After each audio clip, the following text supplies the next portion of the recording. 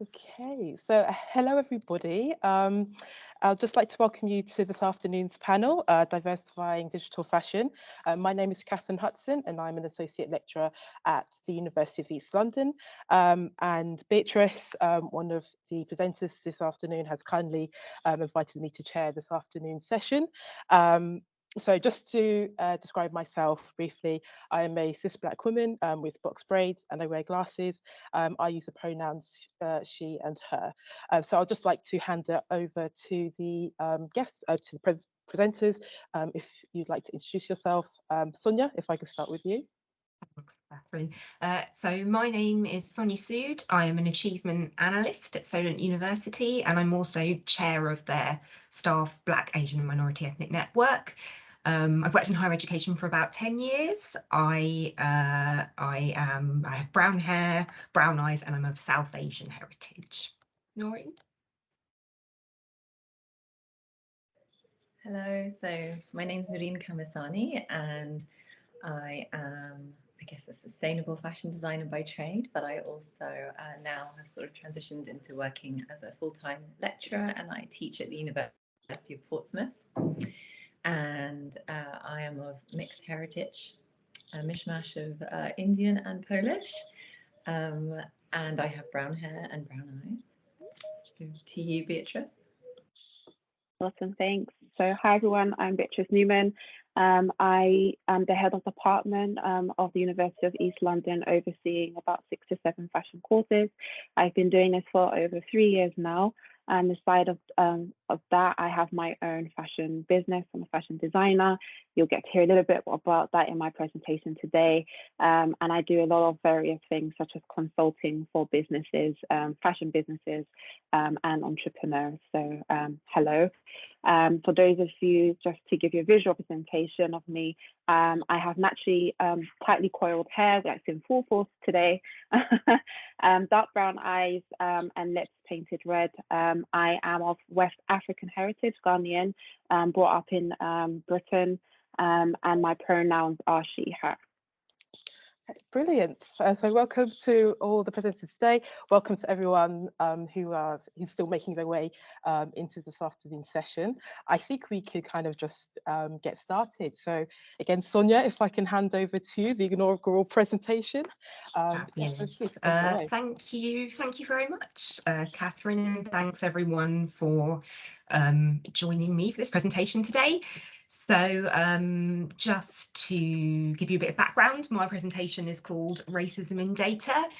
Now, I will caveat this by saying I'm a data analyst, and I actually think that data can be a really powerful tool in understanding, our students, in understanding where there are attainment and access gaps, and where higher education generally is underserving students from underrepresented groups, particularly students of colour.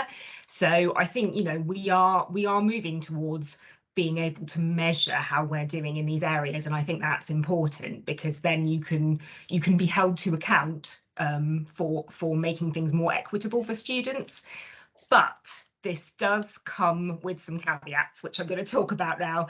So I think, although data is a really positive thing, and in its raw form it is information, which is really useful, there is a kind of myth or a mysticism around it, where people say, oh, well, this is the percentage, therefore that is what it is. It's not questionable.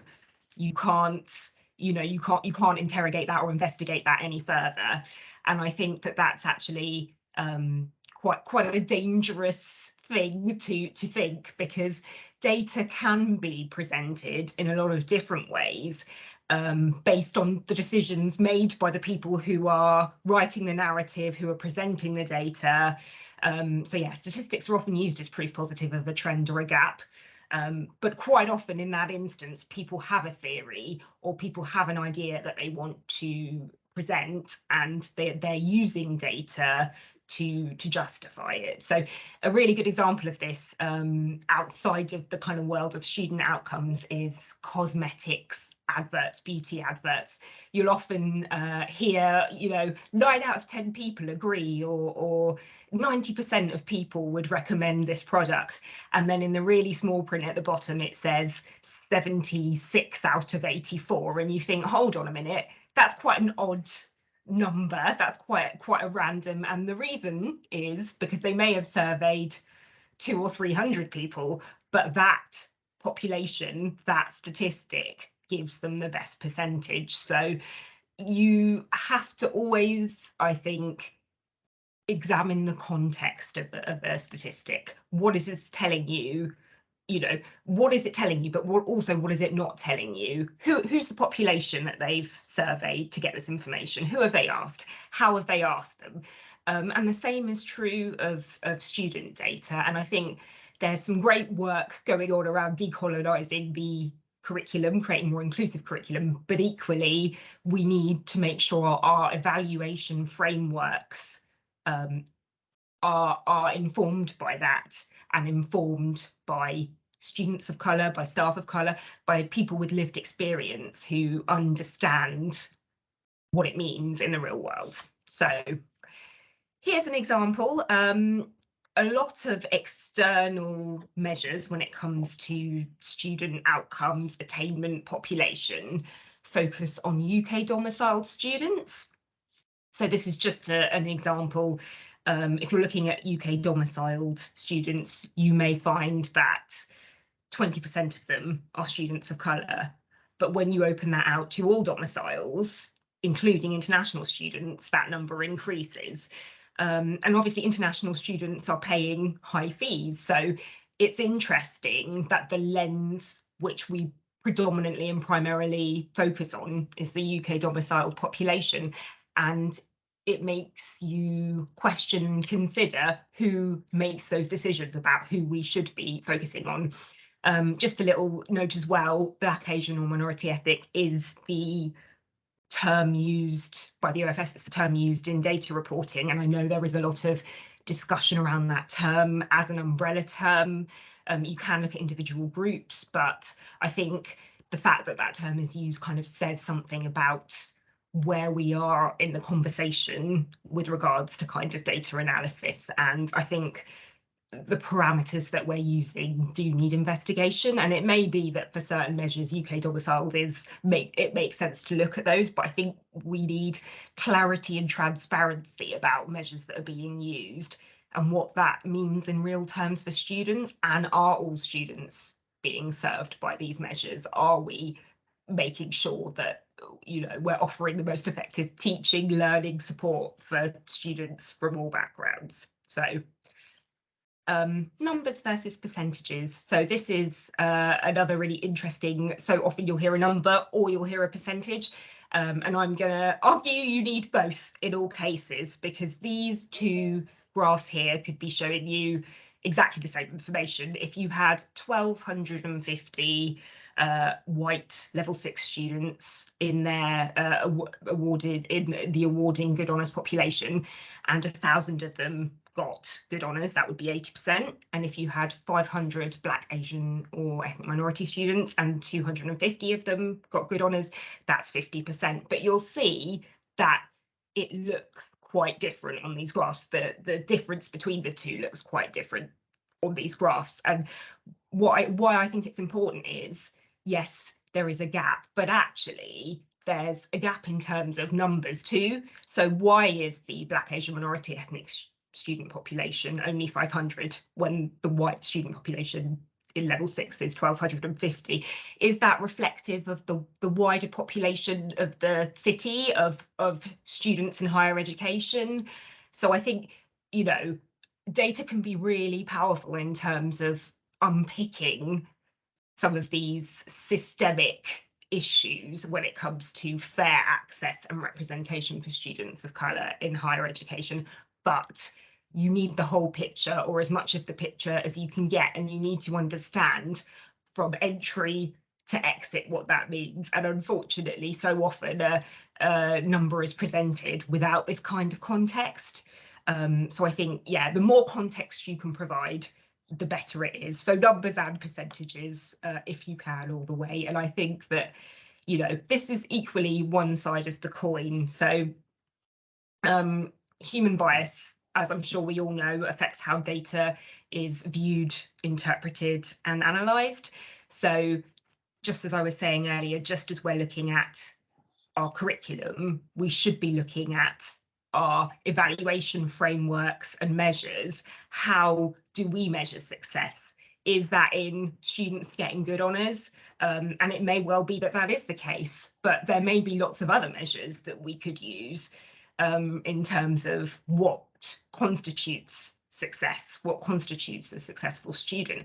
And I think part of that involves speaking to students from all backgrounds, speaking to students of colour, involving them in the conversation in terms of what would they consider to be success, how would they measure success, and that needs to be fed into our evaluation frameworks, because as with many areas, the system has been established by a small group of people and it's representing a broad group of people, and I think you need input from everyone to make sure that, you know, that we're changing and adapting and challenging each other.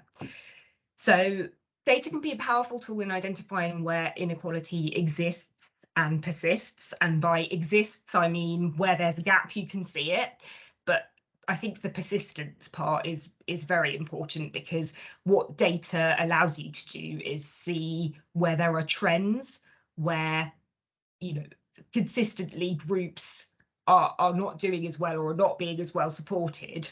That's really powerful in terms of identifying where change needs to happen. But you need to question and understand what you're looking at and what it's showing you, because I feel like in some ways, with the way data is presented, it's a deficit model, and it's saying implicitly or explicitly that there is a gap between students, and that's othering. And I think it needs to be framed more in terms of institutional learning and understanding, a conversation with staff and students. And yeah, the evaluation framework needs to change.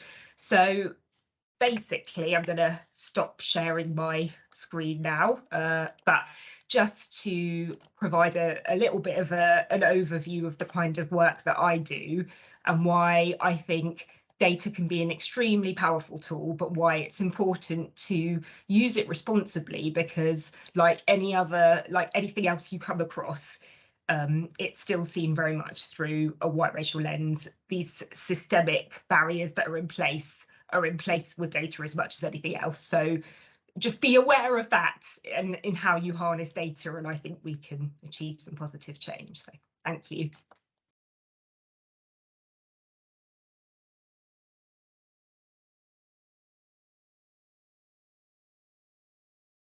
I think we've lost Catherine. I don't know where she's. Noorin, should I hand over to you? Yeah, sure. Wow, Sonia, thank you so much for getting us started. It was such an interesting presentation. I'm just going to get my my PowerPoint hopefully up to share with you. So please let me know if you can't see this, but hopefully everyone can see it. So thank you so much for letting me join you today. I'm going to be talking to you about digital sustainability and research that I'm currently doing. So my presentation is really a snapshot of a work in progress. I wanted to start off just by being very clear that firstly, this whole sort of notion of digital sustainability is really still to be defined. But for me, when I'm thinking about looking at digital sustainability and conducting research in this space, there are key considerations that all need to come into this. So it's social, it's environmental, as well as cultural sustainability.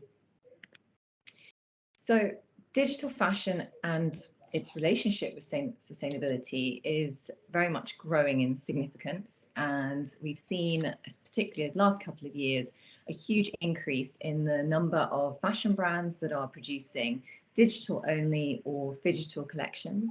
and of course the rise of lots of new technologies coming through, such as blockchain, to try to create more transparency in supply chains.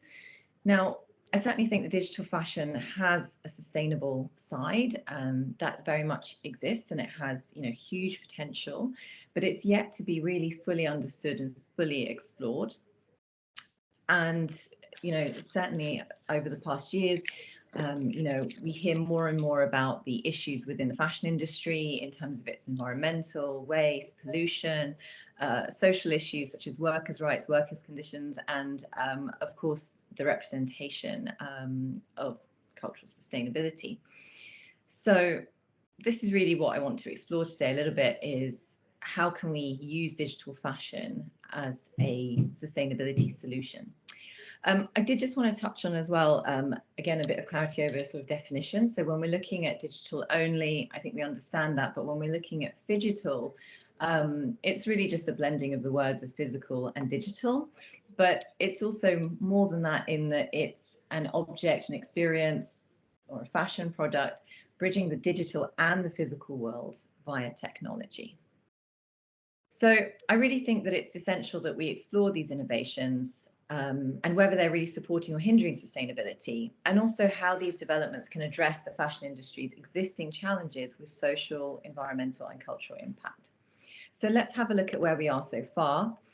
I think DressX is a very interesting brand to start off with. They are a digital-only brand, and they did this research back in 2020, and they made this claim that the production of a digital fashion item uses 97% less carbon, and also saves 3,300 litres of water when compared to the production of a physical garment. Now, I think it's fascinating that they're starting to talk about these things. As a digital-only retailer launching via an AR app, they started thinking from the beginning about measuring the impact of creating this digital garment. They looked at the sort of factors, including creating the garment, sending photographs to clients, emailing the files. But what they didn't do is they didn't look at archiving the files on the cloud. And these kind of, unintentional, perhaps, side effects of kind of computing power required for digital fashion and the metaverse in general is really important for us to consider that, because without that, we wouldn't have these things. So although this is a starting point, it mirrors our existing fashion system, where we see brands self-certifying certain claims, and also no consideration here of social or cultural sustainability so far. So another example I want to share, which is almost going a step further, is the Dematerialized, and they just launched this last month. And they've created a digital fashion labor transparency standard. So if you have a look at one of their NFTs on their website, I've just taken a few sort of screenshots to show you how you can drill down through the options, so you can obviously see the style, and then you can have a look at, okay, who are the people involved in creating this style? What are the tools that were used? And here the addition of the carbon. So here we can see kind of social and environmental sustainability beginning to be addressed through these tools. I also want to highlight the work of Elizabeth Bigger. She recently published a paper in the Fashion Studies Journal, and it really hit home with me, this kind of idea that we need to be just as critical of digital fashion approaches as we are of physical fashion approaches, because otherwise we could be repeating almost these sustainability glitches that occur in fashion systems. And so, there's this quote from her here: if we consume digital only proof of work, blockchain fashion identities, is it not a repetition of the physical only, cheaply mass-produced fashion identities of late? So it really highlights that there is more to do, and we still need to be critical, and we still need to explore. Elizabeth Bigger is also a great example of, really pushing these ideas of clean NFTs. So looking at how she can use NFTs and to disrupt the fashion system. So she's worked on working collaboratively so that the royalties can be shared continuously across all hands involved in their making. So this kind of proposition of a decentralized fashion system using digital tools from global design to local production, I think, again, is absolutely fascinating and the kind of direction we want to be moving. But there's still no kind of direct notion of representation or cultural sustainability. And I think that's kind of what's lacking right now. And this is why I want to share some student work, because I really think that students are the ones that are kind of pushing forward in this space. So I've worked with a lot of students over the last couple of years that are really excited about digital fashion and how they can use it as a tool for balancing these kind of social, environmental and cultural needs. So this is the work of Ankita Singh from the University of Portsmouth. And here she was exploring her dual cultural identities as an Indian growing up in the UK. And for her final collection, she made it completely digitally, so completely avoiding using physical materials.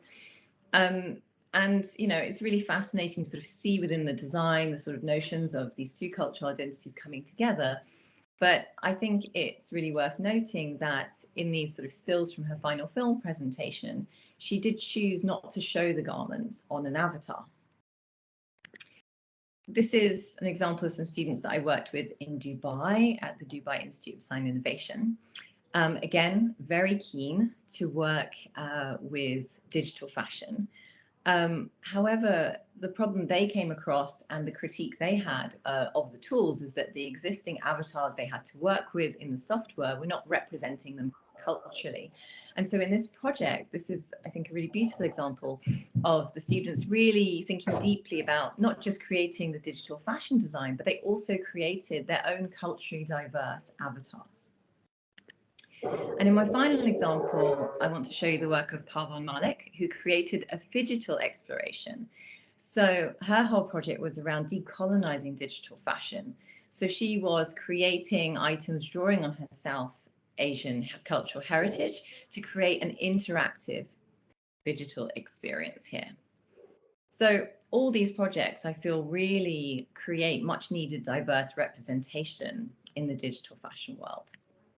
And so in my ongoing research project, which I'm working on with Beata Vilcek, we have been running over the last sort of 2 years, and we're going to continue doing these. We're running workshops with educators, specifically to understand this rapid digitization of fashion education, but also how we can improve teaching digital sustainability together. We really believe, as Bell Hooks said, that dialogue is key to crossing boundaries, the barriers that may or may not be erected by race, gender, class, professional standing, and a host of other differences. And so my conclusion is not really a conclusion, but rather a call to action as I continue working on this research. And I really hope to connect with other people that are interested in exploring this further. And the questions I'm exploring right now are, where and how do challenges posed by digital sustainability and decolonizing crossover? And how can we collectively reimagine fashion and fashion education and create digital sustainability together? Thank you very much. Thank you, Noorin. Apologise for the disconnection, but I just think it's a really great conversation to be had to continually continually question these elements of digital sustainability and how it can really impact the industry going forward. And I feel that still ties into Sonia's presentation about recontextualizing the data that we have, you know, questioning the significance, the meanings of it, and how that impacts the students, the knowledge exchange that once we can learn from and use that to then reevaluate the information that we are always observing and gathering. So thank you both for your presentations, and I'd like to hand over to Beatrice to present your work. Thank you. Thanks, Catherine. I am the final presentation, and then I guess we can go to more of a conversation to highlight some of my colleagues' work as well. Hold on, sorry, there we go. So my research or work is around decolonizing the Black image and its history, and I've labeled it Sexy Crumble, which I'll talk a little bit more about as we go through. But the work examines the impact of social media platforms and how they have in promoting diverse digital stories in fashion and the importance of culture in this space. So earlier on, when I introduced myself, not only am I an academic, but I am an entrepreneur myself with a fashion business. And so this body of work is really looking at, in sort of 8+ years, I've developed my own brand and consulting with fashion brands, how the developing sort of story through social media and digital fashion have impacted on the Black community. And here is giving you a little bit of insight from my perspective as a designer and my brand as a West African brought up in Britain, so my dual heritage. And I want to start off with this slide of this picture, and it's of the Asantehene and His Excellency. That's how it's actually been titled.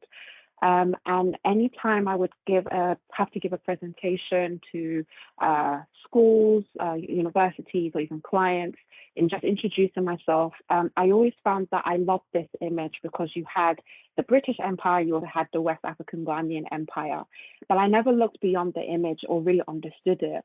And I think it kind of goes back to understanding and challenging identity and dismantling archaic and colonial forms of expression, because these types of images were actually developed not with a diverse audience in mind. It was really developed for the white gaze.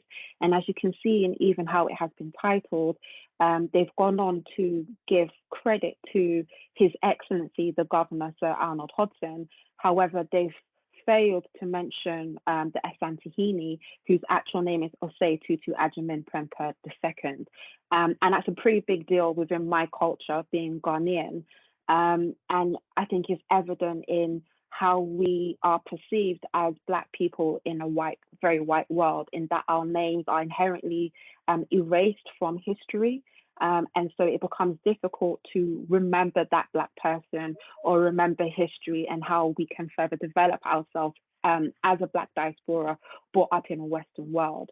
I think it also shows the conflicts of dual heritage. So again, being of West African descent, but actually being born and then brought up in Britain. So not having a lot of information on my own culture, and my own culture only really being central to me from at home where my parents are and family are, but that's not being repeated or developed in my education.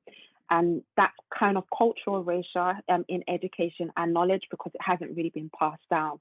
And you'll begin to see the effects of this in not just the Black diaspora, but also within within the white or Western diaspora as well. Because if they're not learning, what's also happening is within the vast majority of the Western world being very influenced by the white gaze and the white majority, it means the Black gaze or any other diverse culture that isn't Westernized is always being seen through and developed through a Western perception, and is detrimental to, I think, culture in developing in the digital world. So moving forward, I've been reading this book called Listening to Images, and one of the quotes that really stood out to me was, "Black is not a bygone era."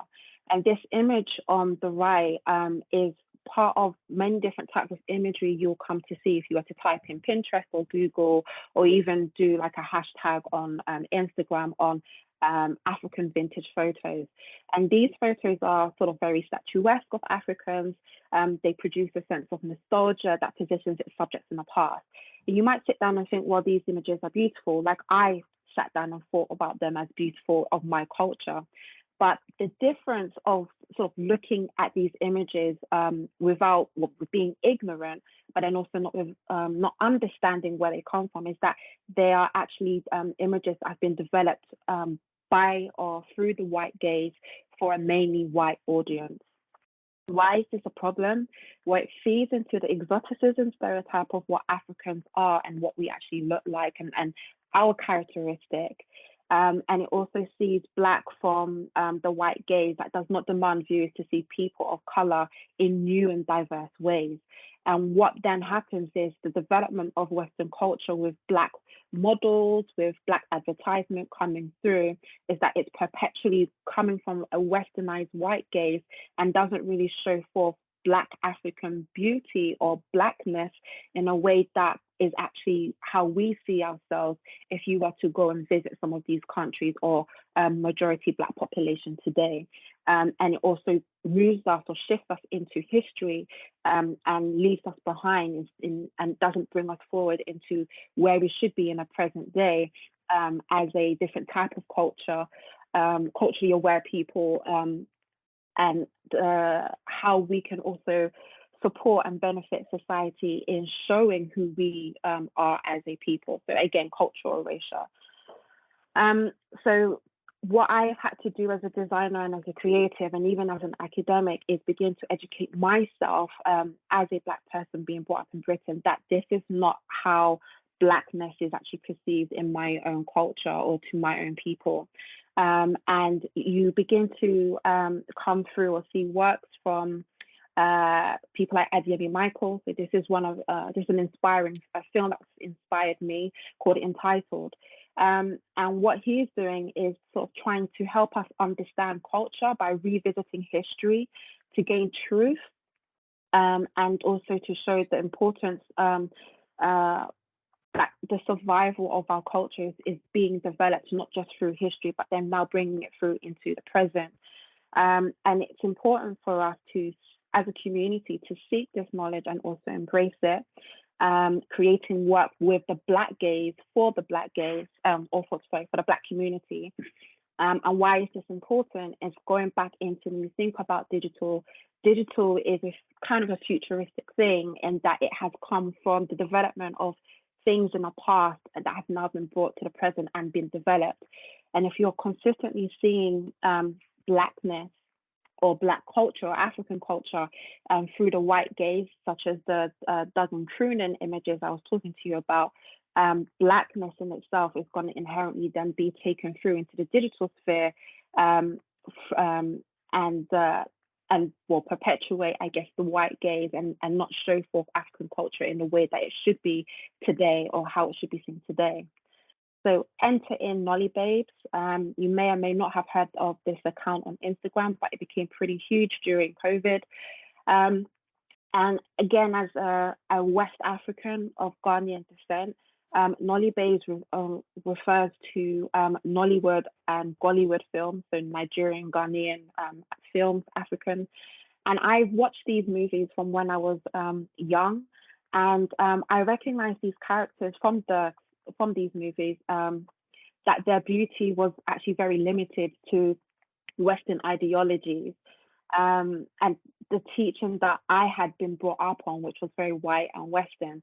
So I guess the gaze that I was putting on these women in these movies was in my own sphere, I guess, and enjoying it on screen, but never really taking it outside of that because they never fit into what the Western world was telling me was classified as beauty. And it was important. I mean, it's an important point to make because when I was developing my brand at the beginning, I actually developed it through how I had been taught in the educational system. And that was white models. Everything had to be, if it was using a Black model or a person of color in my work, they still had to have a type of beauty that was seen as beautiful from the white or Westernized gaze. And these women that you would see on screen were over exoticized, and they didn't represent what Western ideas of beauty were. And so they were thus separated from what we call reality. And this then goes back to the Doug Noorin image effect that was developed for the white gaze in sort of shifting Blackness or Africanness into the past, into romanticized images that don't actually fit into reality today. And it's actually something that is developing in our own culture back home. So you can see a quote from the creator of Nolly Babes saying that these women are beautiful and bold. And it was actually also irritating to see that even our own culture didn't give them the props they deserve because they were not representing beauty from the Western perspective. So enter in Sexy Crobble. Now, I've developed this term to sort of go back to and celebrate my own culture and to redefine the term sexy because it's also being kind of colonialized or westernized. When you say sexy, it's again a very westernized perception of how a woman dresses or how we expect them to be seen as sexy. So sexy crumble has been developed to bring awareness really to the female Black African woman. You wouldn't usually see sexy as a label used for African women. And sexy in itself is a word that perpetuates, as I said, Western ideas of beauty. So by adding it to a very cultural and traditional identity, such as Krobo, which is a tribe in my native Ghanaian culture, Koleki, which is my brand, is able to decolonize the label and gives room for the reimagining of the word sexy from a Black African perspective. So enter in then the development of editorial work that I've been developing that sort of goes back using the romanticized images such as Doug Cronin's images that were developed for the white gaze and reinterpreting them into for the Black gaze, I guess, developed by Black photographers and Black stylists and a Black designer. And this is us reclaiming Black beauty that's inspired by African heritage. And by doing this, Koleki is repositioning its subject into the present and helps make these images more modern and thus is in reality. And it's a focus that's shifting away from the subject as a spectacle and away from something that is seen as exotic. And re-emphasizes the image to celebrate the artistry of clothes and where the model doesn't feel out of place, like she's having to pose. What I also decided to do was redefine my community on Instagram and got my audience to take pictures of themselves in my items, my Black audience. What I found was that a lot earlier, when the Koleki imagery had been developed by white photographers and stylists, it was obviously developing my brand through the white gaze, and it wasn't doing much for my brand. So when I took the active decision to get the audience to wear my clothes, the audience was able to see my brand in a more authentic way. And by having this new way of working and this new perspective, it showed me that the very ideas and methods that we are taught in promoting and marketing a brand has actually some shortcomings when it comes to brands and businesses developed by people of color. And the majority of the creative team that we see in the large sphere of fashion don't really support businesses within the BIPOC community. It's very, again, westernized from the white gaze. And it's what we have also been taught from the white perspective. So it means imagery from Black artists or creators are often misinterpreted or misunderstood by white stylists and photographers. So we wanted to take control of that narrative. And so images such as this by Malik Sidibe, who's a Black photographer, is actually redefining what African or Blackness looks like. And me being a Ghanaian, looking at these images, I inherently understand them because this is what African is to me.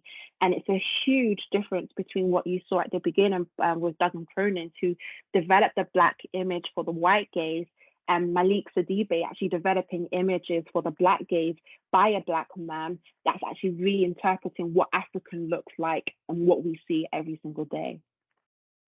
So in summary, it's really about being unapologetically African or Black or unapologetically Asian, wherever in the diverse diaspora you come from. It's just being unapologetically you. And that understanding that the white gaze exoticizes African practices and allows the viewer to form an opinion on tradition and culture that is not understood or is often misinterpreted by white audiences. So if you look at this image in the middle, it's of a scarification rite or a part of some West African cultures. And when I put that out there, this is an image that's been developed with the white gaze in mind. And so it inherently becomes this Black woman and her scarification as an object to the white gaze, who then can form an opinion on it. So what I've done is turn that around so that Koleki can claim back its tradition and its culture by deliberately infusing tradition into design. And many may have an opinion on the scarification, but as an African, its practice is solely mine then to debate whether I think it's right or wrong. And by exploring the subject in my design, I can claim back the right to be the only opinion that matters. That's that. Thank you so much for your presentation, Beatrice. Again, a really fantastic research report that you've provided. I think really a relearning, recentering the nuances that you know and understand, and bringing that back into the center, the main focus of vision of your brand, I think is so important. And I feel like I should also say to everyone in the room, if you'd like to submit any questions in the chat, feel free to do so. I think we've got time for a couple questions for the panel to answer, but whilst that's happening, I just wanted to kind of give my own kind of 2 cents on what we've heard today. And I really feel like there's kind of a dismantling, or alluding to a dismantling of Western understandings of knowledge, how to accumulate knowledge, how to interpret knowledge, almost kind of in the idea of reflexivity, being self-reflexive, understanding the artificiality of it, and then recentering almost the global majority in how we can redefine our sense of self, identity, selfhoods within these narratives of fashion, and really pushing that forward within education, within independent business, within entrepreneurship, to retell kind of cultural narratives, both within Britain as diaspora, and within kind of our own home countries, our own heritages as well. I'm not sure if anyone has any questions they'd like to submit at this time, but I guess yes. So like I was saying, as they are coming in, Beatrice, I'd actually like to go back to you. I know you've just presented, but I just think it's really interesting that this narrative of discovery, it's been quite public, I should say. It's kind of happened on social media. In terms of the communities that you've engaged with. I don't know if you wanted to kind of elaborate on that a little bit, kind of how you were able to kind of find yourself in these spaces, kind of, and put your work back into the community instead of outside, kind of looking in, if that makes sense. Yeah, I think it's really been helpful to me to understand the business side of fashion, as not just a creative. And I think that's been a journey for me. Like I said, I've had my business for 8+ years now. And for sort of the first 6 years, I can say it was failing. And in the past 2 years, in the redeveloping the model and understanding who I am and my identity, it's really grown quite well and successfully. And I think it's just really about, probably from the very beginning, I just didn't understand who I was. And I felt like a Black person in between 2 different worlds. I was British, I was Ghanaian, but the British don't see me as British, and the Africans or the Ghanaians don't see me as Ghanaians. It's, where do I fit in?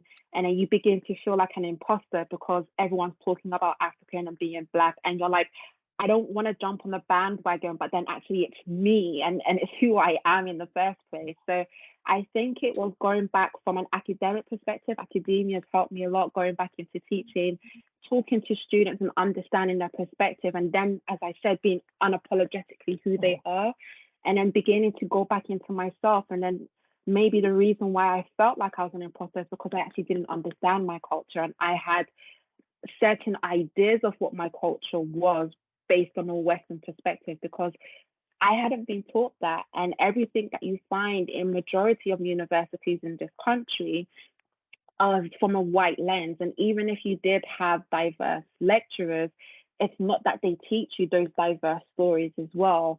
And I find it, I don't want to hog the space, so I'll just sort of sum it up and say, within the university that I'm currently in, I think it's been really important that we've developed a diverse team, because when students start talking about different things, such as something called a shoke in Nigerian language, or the gele, etc., there is a lecturer there that can say, I know what that is, and can feed everyone with that information. But if a student starts talking about that and there is no one there that they can resonate with or vibe with, it just becomes something that's a creative design pursuit that doesn't really go anywhere.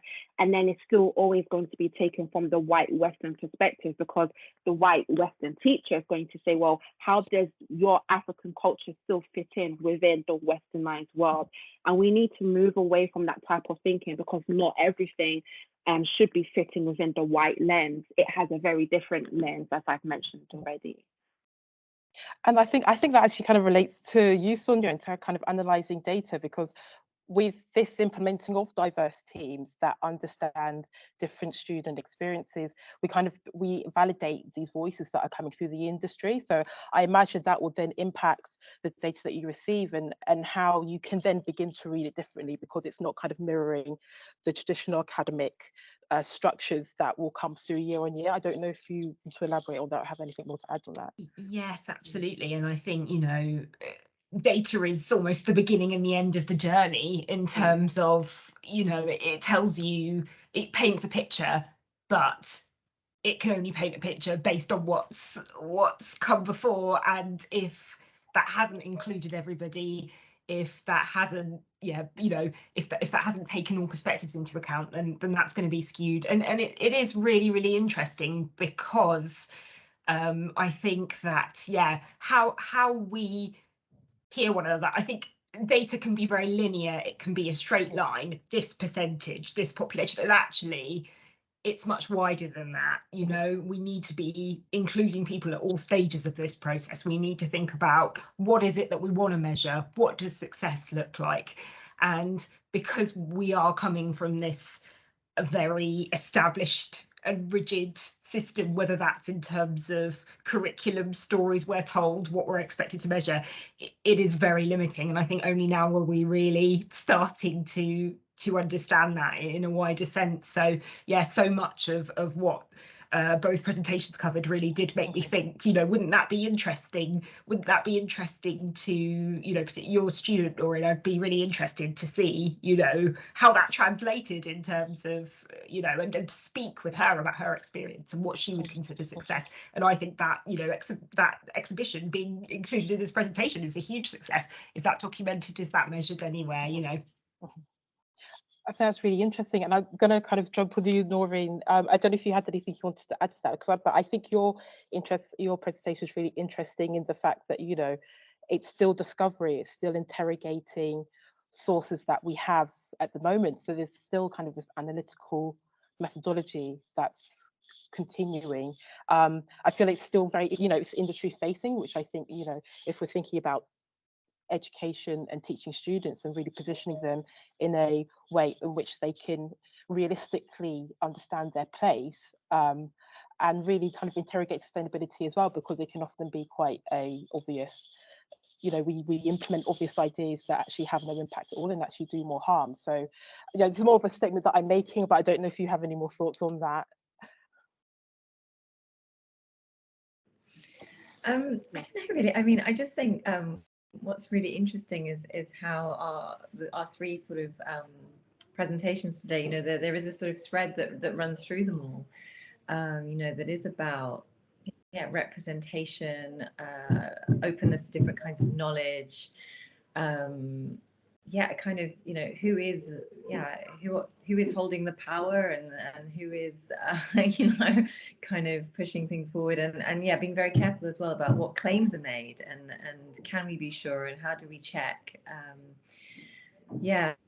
So I don't know if I have anything else to add, really.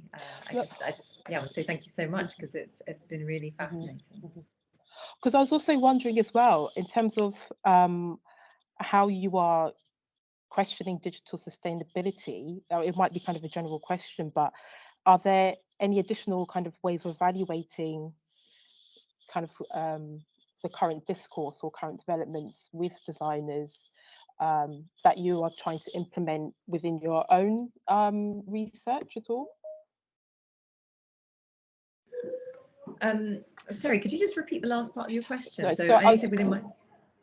No, I was just saying, is there any, in terms of the current discourse and seeing how designers are, or I might be saying it differently, but in terms of how designers are presenting, developing digital sustainable fashion, are you kind of continuously taking aspects of what they're developing and feeding that into your practice in terms of how you're able to answer the questions that you're posing within the industry?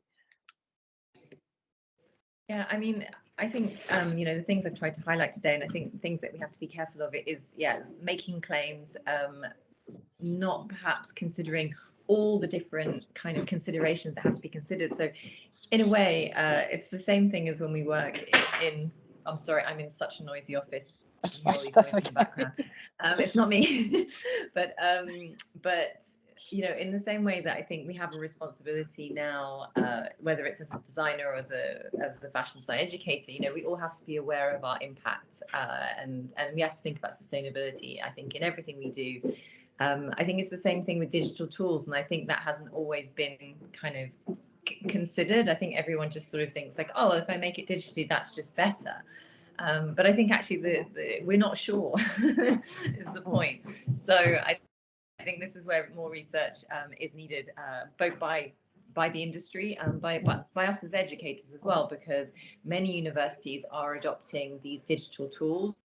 I mean, I hold my hand up. I'm one of them. I'm a big advocate of using digital tools in the design process. But yeah, what I want to understand better is yeah, what kind of inadvertent harm could I be doing, and also how can I make sure I do it in the best possible way? Brilliant. Well, we've just got 2 questions that have popped up in the chat, so I'll go through both that we have. So first one is from Dominic Murray. Thank you, Dominic. And Dominic says, thank you for this informative presentation. As someone who is Black, I thought the statement that the concept of sexiness has been incredibly westernized was really interesting. I always felt the same way, but could never put it into an articulate sentence. What do you make of the natural/artificial hair debate? Do you think that the popularization of false hair among Black femmes has stemmed from westernized beauty ideals? So I think that's for you. Fine, thanks, Dominic. I think the debate between natural and artificial hair is going to be a long one. How I would answer it though is really understanding history and where we come from again as a people, and because a lot of African culture has been developed through the white gaze, or what we are able to see on the internet or available to us in history has been developed by the white gaze. It's very difficult for us to understand where we start in history and how we have impacted unless we go deep into the root. And sometimes going deep into those roots is finding those African elders, going to those countries and actually really understanding history from their perspective, from the Black audience, from the Black gaze. What I can understand though is if we think about times such as ancient Egypt, etc., the dawning of artificial hair has been within the Black diaspora or African diaspora from time. And the perception of wigs and Black people having long hair, I think the debate of where that comes from and if it has been westernized is kind of coming from the fact that Black people can't grow long hair, which is an absolute myth and it's not correct in itself. And we have very different types of hair anyway.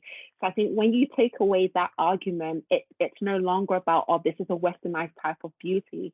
And I think it's just a type of beauty that as white women have can do whatever they want in developing their beauty standards. I think it's the same for any Black or Black African or Asian woman to be able to do whatever they want to do and not be put into a box to say they're being influenced by Western culture. And again, if you go back to the Nolly Babes and you were to look through those accounts, etc., I mean, Black is full of so much culture and style and hairstyles, etc., that hasn't really been influenced by Western beauty standards at all. And even if it has, it's still been redefined from a Black perspective. So I would argue if that's actually westernized at all, if that has been influenced by Western, I would say maybe vice versa. Probably a lot of Western culture today has been influenced by Black history and the Black gaze, but we're just not majority enough or people enough to say certain things, or we do say it, but we're being drowned out. So a lot of things look like it's being developed by the Western world when actually it hasn't. It's by us. I think that's very true, and I think it leads back to transparency, where origins, how do we recontextualize, what we see, but repositioning marginalized hidden identities in that respect. So I think that's brilliant, very well said. We have another question. So Wesley Hartwell, thank you, Wesley. Wonderful panel. Has the change in Beatrice Newman's focus on the gaze of the image creation Instagram had an effect on algorithms for likes and views? So I think that's kind of kind of for everyone to answer, if everyone has yeah, a I'd love to get Sonia's view on this as well, but I'll answer it again from my business or my brand perspective.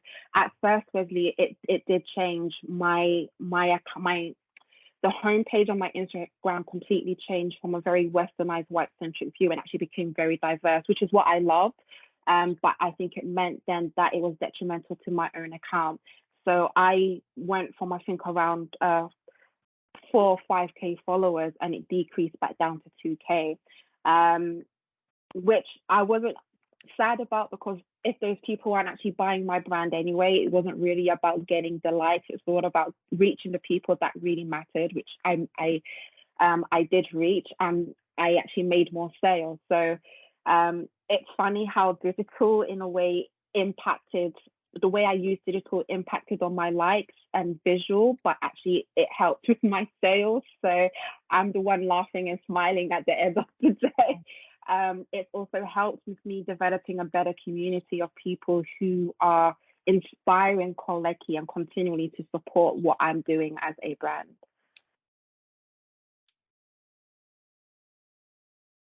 That's really interesting, Beatrice. So just in terms of, I would be really interested to analyze this data if you have it anywhere.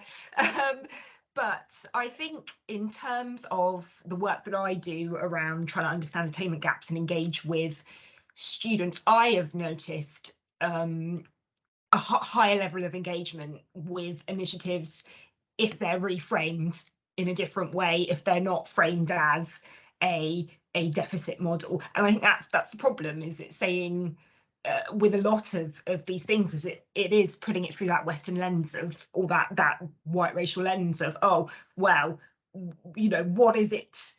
It's asking people to comment on something or to be involved in something that they haven't been involved at the inception of it. So if I'm able to reframe it and say these gaps exist, and that's not, that's on the institution. It's the institution's job to resolve this. It's not your job to resolve this.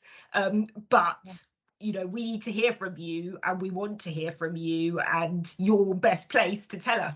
I think it's about kind of reframing that. And I've definitely noticed more engagement with that kind of honesty. And I think too often universities ask for engagement from students for no real incentive, or it's not incentivized in any way. And I'm not saying that has to be a financial incentive, but there are ways that you can make people feel seen and understood, and that can be an incentive too. And I think that we definitely need to be thinking about how we're approaching that. So really interesting. But if you do have that data, please send it to me. And I think Noorin, I kind of wanted to ask you, we've got like a couple minutes left, so maybe as a final note, but I think what's interesting about sustainable fashion, but first of all, I don't know if you had any more points that you wanted to add to this question, but I think what I was thinking about when I was looking at your presentation beforehand, because we had a small discussion, but kind of afterwards, was there's this kind of the symbiosis, the mixing of mixed media almost, in a way that can change someone's kind of perspective. And I was wondering if you feel like, as a way of questioning kind of sustainability from kind of a colonial context, do you feel that designers should really embed more of their kind of narratives in terms of making, in order to evaluate what they're doing and how they can exist as a sustainable fashion designer, or in whatever iteration, sustainably, kind of in this new sphere of thinking, if that makes sense? That's a really interesting question, and probably one that I need more than a minute to mull to be able to answer.